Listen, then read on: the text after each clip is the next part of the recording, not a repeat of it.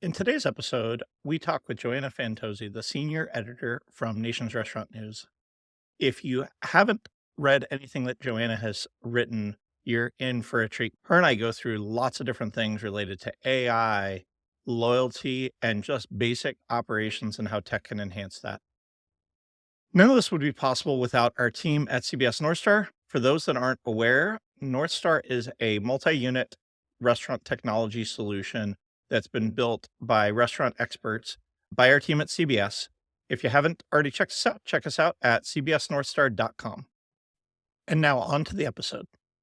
Welcome back to the Restaurant Technology Guys podcast. I thank everyone out there for joining us. As I say each and every time, I know you guys got lots of choices, so thank you guys for hanging out with us this week. Today, I am joined by a very special guest, and I'm going to let Joanna explain who she is and what she gets to do shortly. We actually haven't met in person. Hopefully, we'll get a chance to meet the week that we're recording this. But Joanna, why don't you explain a little bit about your background, what you get to do for a living for our listeners that, quite frankly, I am certain have all seen your columns, but maybe not necessarily heard your voice and or seen your face because you write prolifically in the restaurant space.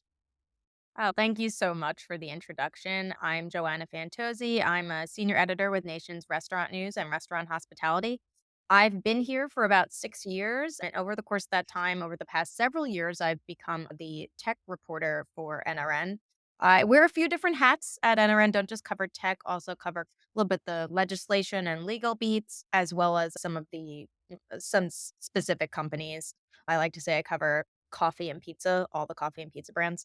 And then before that, I've been covering food for quite some time. But before I came to NRN, I was on the consumer side and I wrote for places like Business Insider, The Daily Meal, New York Daily News. And yeah, it's been a journey to get where I am. And I'm excited to be covering the restaurant tech space today. Yeah, I love it. Share with our listeners how, why restaurants, why did that strike you in such a way? Because you and I have talked offline, and I know how much you enjoy going out and creating experiences, and I think it'll parlay into our conversation today. But share with our listeners a little bit about why the passion for restaurants and the hospitality industry in general. It's so funny because I feel like I almost fell into this beat coverage because I went to journalism school, journalism graduate school. And when I was there, I was in the arts and culture reporting beat and like at the subsection or school within a school. And when I was in that class, they were basically saying you had to pick a beat within arts and culture reporting, and everyone had to pick a different thing. And I was trying to toy between there's fine art, literature, TV, movies. A lot of people wanted to be film critics. And one of them was that you could choose as food and restaurants. And I was like, I like going out to eat and I like watching Food Network. That's hilarious. So I could try. And then I interned at the Daily News, got to write a lot of food content there and just fell in love with it. And I've been mostly doing it ever since. Actually, my first job out of grad school was I was a local newspaper reporter, as I feel like a lot of cub reporters are. But I've been mostly covering the food and hospitality space ever I since. love that. And funny enough, we used to sell technology to retail, to grocery, to C stores and restaurants. And similar story. We were like, oh, everybody's gonna always need to go out find some place to eat, number one. And we like going out to eat, so we might as well focus on restaurant tech is what we ended up doing. So that's how Mm, CBS ended up being more on the restaurant side. yeah. We were talking pre-show about kind of topics. Talk to us a little bit about even just the state of the industry as you're writing these things, because I think all too often, and longtime listeners hear me say this often, tech for tech's sake is worthless. Tech that's solving true business problems is critical. But all too often, I think there's so many different choices. You and I have talked in multiple times over the last 18 months or so about how much tech continues to come out and how little of it is actually done properly. Can you just give a broad overview from your seat? Because you get to cover some of the biggest brands in the country, all the way to some of the smaller brands, monitoring panels, all of those kind of things. But as far as what you are seeing, talk to me about really the state of tech evolution and where things are at today before we dig into kind of why we think it's working or not working for different brands. Growing your business can mean big time logistical questions like how am I going to keep up with all these local deliveries? Let Uber Direct offer you a helping hand. With Uber Direct, you can take orders on your website, via app, or by phone. Then drivers who are part of the Uber Courier network will pick them up from your store and deliver them to your customers' doorsteps. Sounds simple, right? Delivery just got better with Uber Direct. Check out uberdirect.com to learn more. I think that the problem is I don't wanna necessarily start with the problem, but the issue is I think it's really fun to talk about the exciting, sexy tech. So that would be the AI automation robots. Mhm. And I think that if you spoke to someone that's just observing the state of technology in the food service industry, they would be like, AI is the big thing and it is the future. And that might be the case, but I think for a lot of brands, they are not putting in voice AI and automation, whether it's front or back of house, because they're just still trying to get the basics down, Mhm. especially if you are an emerging brand. And so that's something that I think is important to do. And so I think that rather than saying that AI is the most important thing that we'll be talking about as for the current state of and future of food service technology, I think that it's really more the lifeblood and sort of bare bones of what people should be focusing on is things like data, loyalty, and digital infrastructure, and just making sure that your stuff works Yep. correctly and is a good experience both on the consumer end and on the employee end, and that it just isn't a frustrating experience from either employee or consumer end or franchisee end. And sometimes that it doesn't necessarily mean that you need robots. It doesn't necessarily mean that you need to add voice AI in your drive-through lane. A lot of folks, a lot of the much bigger companies are doing that, but I do think it's really important to get the basics down first. Yeah, and I wanna dig in a little bit deeper to what that means to you and what restaurant brands saying the basics are.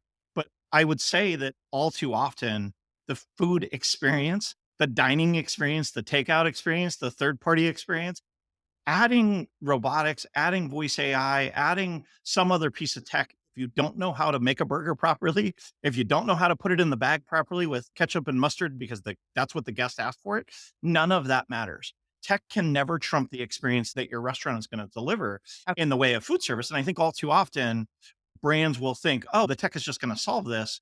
I guess I'd love your opinion on that because I do think unless you and part of why I think that big brands are at a place where they're investing in these types of things is they do believe they've got it figured out. They do believe they've figured out how online ordering is gonna work and how third party delivery is gonna work and how drive-through is gonna work and how all of those items are gonna work. Whereas some of the brands, as you talk about with emerging brands, they don't have it figured out. They don't have their supply chain figured out. They don't have their kitchens layout figured out. They don't have their takeout areas figured out. So I'd love kind of your opinion on that. And then we can talk about what you consider the basics right. or what you think most restaurants consider the basics.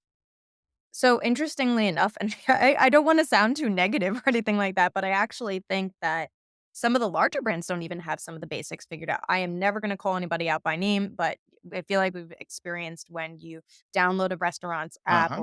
or brand's app and you're just like, I can't figure this out, or it crashes, or it's down, or it's hacked. And so maybe one of the basics I might talk about is making sure that your security is up to snuff. Yeah. And these things are not the ones that are fun to talk about. It's much more fun to talk about a robot that can make a latte and serve it to you. Hmm. I feel like we see a lot of times on the National Restaurant Association show floor or other show floors. But it's just so important to get things like so in saying that the specific basics that I think people should get is just the security, making sure that you have digital ordering down pat in a way that makes sense both to employees and to customers, that they know how to place an order, and that's not difficult, whether you have an app or not. Hmm. Loyalty and making sure that you are making use of every single piece of data that you can possibly Yeah. collect. And then the final thing, and I actually wrote about this in my tech tracker column today, is payment Yep. solutions. And so it's actually really interesting because I spoke to a couple of companies that are coming out with these payment solutions that to me don't really sound new, but it's like things like tap to go and just iOS payment. And it's just things that you might take for granted in other retail experiences. But a lot of restaurants out there don't have just tap and pay. And when I was speaking with one of the companies, Ansa has this mobile digital wallet, they were saying, the CEO, she was saying that even Starbucks, when you go to pay in person, you have to say, "Oh, are you paying through your app or how are you paying?" Whereas, yeah, a lot of experience you don't have that experience of just tapping and going. Hmm. So all that being said is I do think that restaurants historically have had this reputation of being behind when it comes to technology, and I think that we have the opportunity of catching up and getting Well, ahead. and I know you and I have talked on, you wrote an article probably 6 months ago about the fact that oftentimes the core system, the order management system, the point of sale needs to be able to deal with these interfaces. And many of those late laggard adopters don't have the capability to get those digital orders into the system because they weren't designed with digital orders. Many of them weren't even designed with drive through in mind. And so they were designed with somebody standing in line or somebody sitting at a table and ordering these things. And now guests are expecting, because when we go to the Apple store, they walk over with a tablet. They walk over and do the transaction. Amazon has made things, I call it the Amazon effect. People want to be able to get on their phone and have Yeah. something delivered today or tomorrow for them. In the food service world, that creates a lot of complexity. And even the early days of Amazon, I just bought something earlier this week and it didn't work. So I returned it. That process, even 5 years ago, was awful. You would return it and you'd have to figure it out. Now it's here's three different places you can go drop it back off. And here's a QR code. And when you go to the UPS store, they go through all of that. And I think restaurant operators are going through that same evolution to try and understand, what does it look like? What does it look like when you're driving home from work one day and or driving to a friend's house and you order online at the house, you're going to go pick it up to go to a party, and then you get there and they call and say, "Hey, three more people showed up. Can you add to that order?" How does that experience look if you're not understanding digital? What are you seeing that brands are even investing in, and how are they thinking about the holistic guest experience? Because one of the things I just heard you say is you've got to consider all of the different channels that people are coming into the brand, and what does it look like, big brand or small brand? What are people considering or even thinking about as it relates to that? The multiple digital channels and channels, in person channels, online channels, third party channels, as it relates to the order management experience, first and foremost. Yeah, I mean, that on-demand culture has really created a difficult it's a problem for restaurants. It's a problem that can be Yes. solved. And I think that more and more operators are looking to invest in technology that can do 2 things maybe: automate a lot of these processes and also bundle them all together so you don't have gone or thankfully, gone are the days when you had multiple iPads Mhm.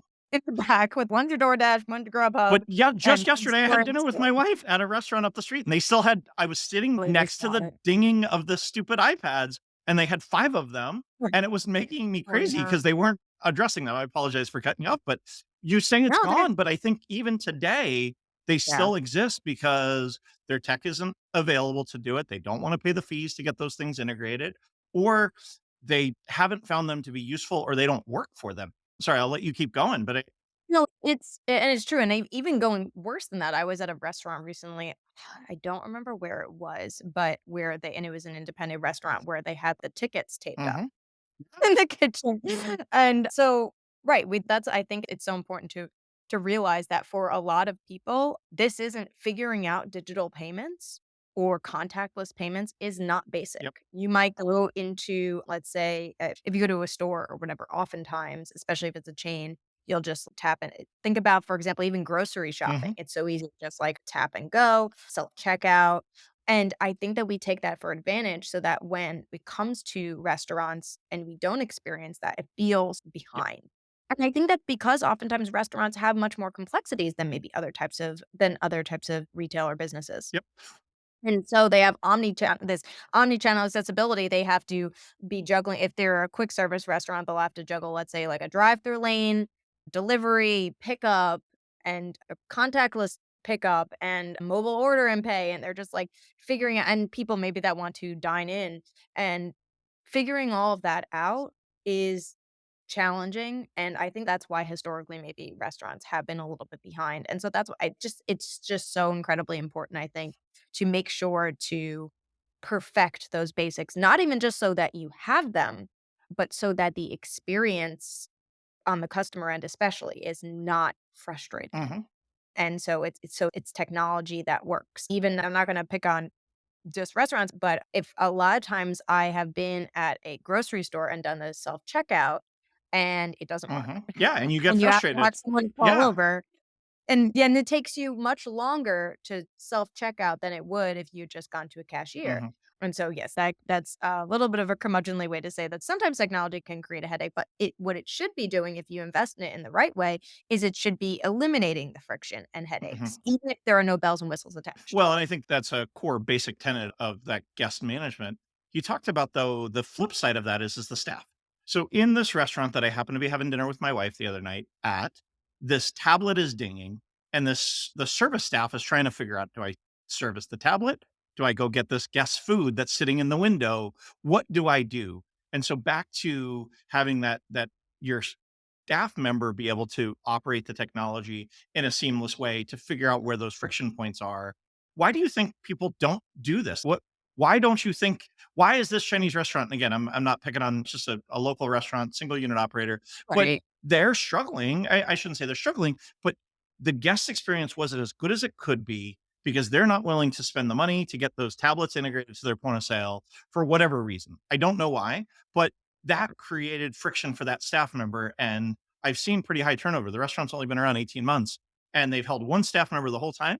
And every other time I go in there, it's new staff members in the front of the house. And I wouldn't, I would venture to guess that creating friction for them also creates problems. And now a word from one of our sponsors. Every restaurant operator understands the chaos of a restaurant kitchen during the meal rush. Restaurant Technologies Total Oil Management Solutions is an end-to-end automated oil management system that delivers, filters, monitors, and recycles your cooking oil, taking the dirtiest jobs out of your kitchen and letting your employees focus on more important tasks. Control the kitchen chaos with Restaurant Technologies and make your kitchen safer. No upfront cost. To learn more, check out rti-inc.com or call 888-796-4997. Yeah, I think that fortunately, I do think that more and more smaller businesses are getting on board this train of that you can't just gone are the days when even honestly 5 years ago, think about how 5 years ago, I feel like I was writing stories 5 years ago, people operators saying, "I am I'm a food person, not a tech Mhm. person," and it was a novelty to come across a restaurant that would say, "We're doing both." Yep. Ooh, that's very exciting, and now it's just become it's table stakes, I think that to be able to be a food person and a tech person. But the thing is, it doesn't need to be scary, right? Because part of the reason it's scary, and this is what you were saying in the beginning, is that there's so much to choose from.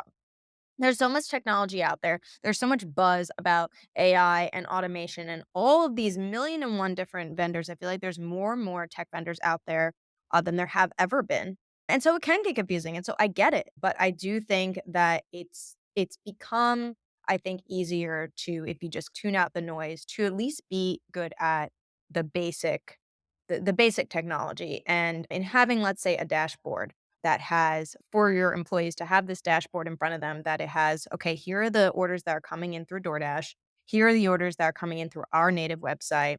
And here are the orders that are coming in from front of house. Mhm. And to have that kind of all in one place and to be able to organize it, I feel like that's incredibly that's incredibly important. It's not sexy, it's not fun to talk it's fun to talk about, but it does make restaurants work faster. It probably lowers turnover rates and it probably makes the customer experience better. No, I 100% agree, and I think that, all too often people don't think about that, and I think it's sad because the tech is there to be able to automate those things, and it's not that expensive. It's not that expensive to do that, to create a better guest experience as well as create a better back of the house experience, employee experience, and the like, and I'm gonna pivot real quick. You mentioned loyalty being the table stakes. Define for me what you would say brands think of as loyalty, because traditional loyalty years ago, 20 years ago, was a punch card where it was I was going to the same coffee shop and they knew who I was and they might bring me a free cup of coffee or whatever that might look like. That might have been traditional loyalty, but with the advent of data and being able to track people online, offline, loyalty continues to pivot and continues to change. How would you say that you and even the brands that you talk to define loyalty? Because I think there's lots of different schools of thought, and I'd love kind of your opinion and what you're hearing out in the industry. I think that loyalty programs have come to encompass a lot more than they previously had, like you said, 10, 20 years ago was the punch card. And then I feel like for a while, people were thinking it means that you have an app. Hmm. And but that doesn't I mean, you can have an app, but have a not so great rewards or loyalty program. And I think that really what it means is that you know who your regular customers are, let's say, whether it's through an app, whether it's through texting or email based marketing, and whatever I guess works for your brand, you know who they are and you are able to offer rewards for them that are oftentimes personalized. And you are able to utilize that data to make decisions based on who your customer base is. And I think that that's intentionally vague because I don't necessarily think that you have to have an app in order to have a good loyalty program. I will say an example of, or rather, something that I notice is really interesting is that in my inbox, pretty much every week for the past like 6 months or so, there are so many restaurant operators that are redoing their loyalty apps or their rewards programs. This is just become everybody is redoing it. I feel like from Domino's to Potbelly to there's just it just feels like everybody is redoing it. Krispy Kreme. I'm just like trying to think of people off the top of my head. Starbucks did a little while back, and I do think that what they're trying to do, and I spoke to a couple of them. I can't cover them all because if I Yeah. covered the loyalty program makeovers, I would do nothing else. I would just become that loyalty would be my beat, and that's it.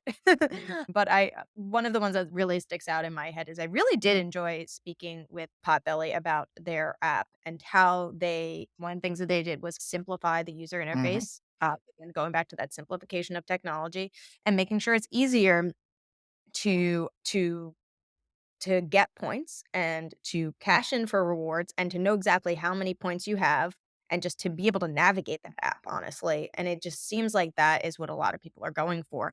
But on the other hand, there are um, other people who are or other operators that aren't as much into the apps. And an example is that I spoke with Duck Donuts at RLC and they decided to get rid of their app and just went to a texting based loyalty program. And that honestly might work for a lot of smaller brands because not everyone wants to have 101 apps on their Yep. phone. Not all of the Uh, not everybody's in the same in the industry that we're in, so they don't want all of yeah, these apps on their phone.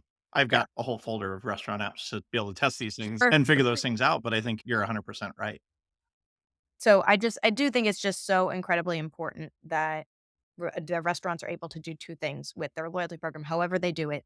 One is that they utilize they squeeze every ounce of data that they can out of this. And 2 is that they just make it easier to use for customers because if they download your app and they can't figure out how to place an order, then they're just gonna delete it. Yep, and we've all had bad experiences with an app, we've all had bad experiences with digital, we've all had great experiences with an app, and we talked about the consumerization of IT and technology. Amazon, again, they're a leader in just the tech space in general.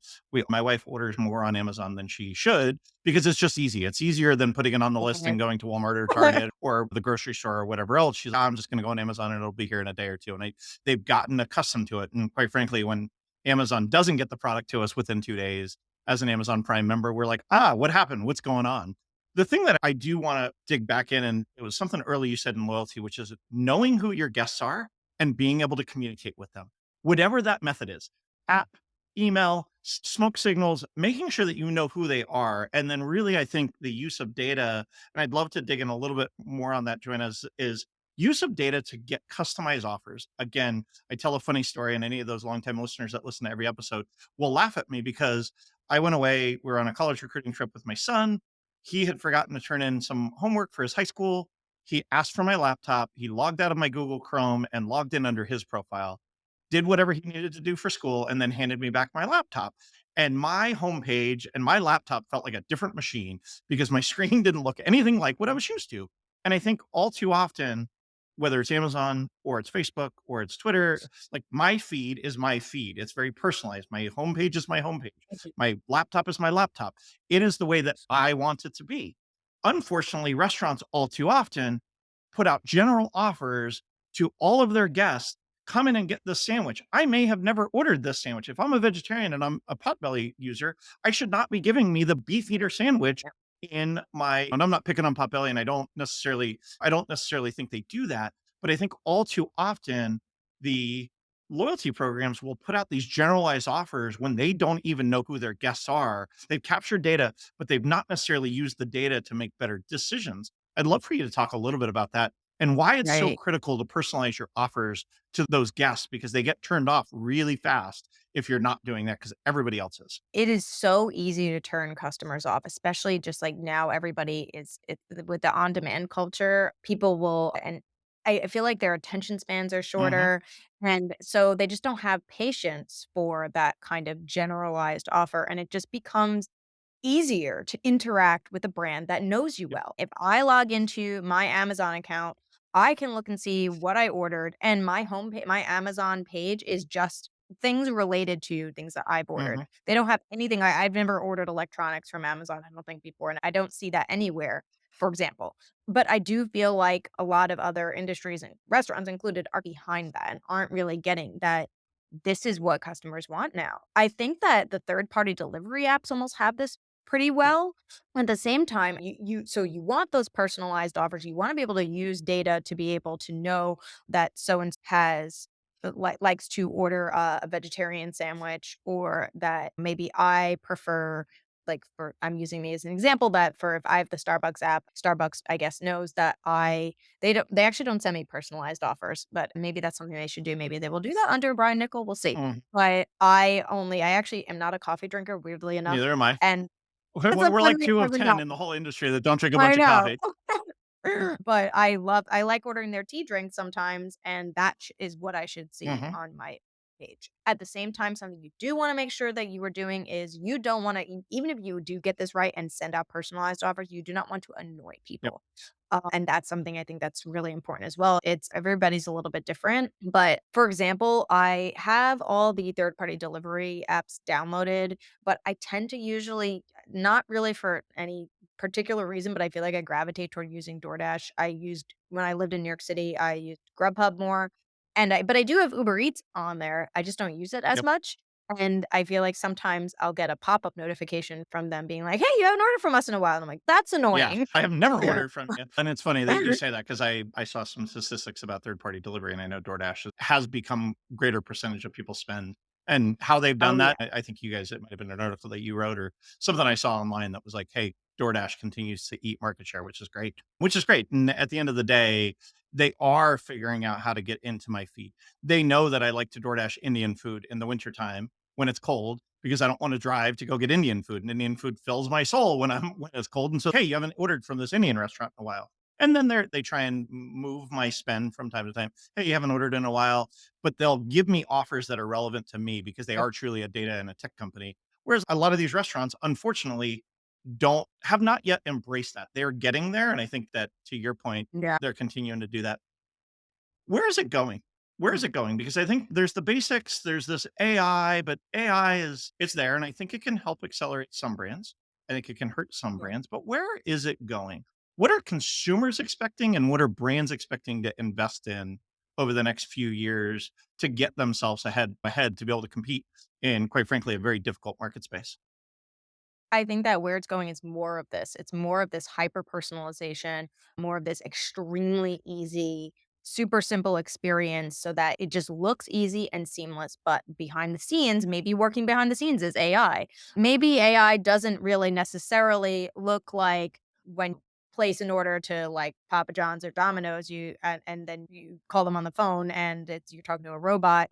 Maybe it doesn't necessarily look like a robot that's serving your food or drinks, but maybe AI is just quietly working in the background to create that kind of super seamless experience. And I think that's more and more where we really need to go. Where I think that this Amazon, to take your point on this Amazonification of, which is just a word that I made up, Yeah. with this Maybe it'll show up Amazonification. in an article. You can give me a reference on that one, but no, I'm teasing obviously. But I think that this Amazonification of restaurants and food service needs to keep happening, and I think that the workhorses behind the scenes making everything simple, super simple to use, flexible, and fast, personalized.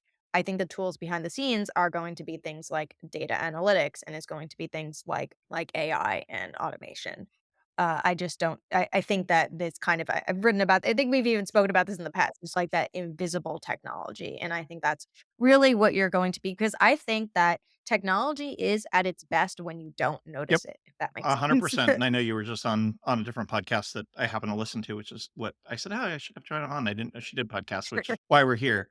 I'm gonna ask one last thing about AI before we talk about how do people stay up to speed with you is one of the biggest challenges when we talk about the guest experience is managing the guest experience takes a lot of human behavior, a lot of energy, a lot of time managing people.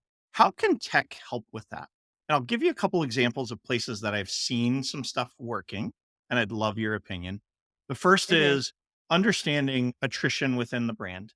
So cameras that see a long line and see how many people come and go and how could I have kept that guest.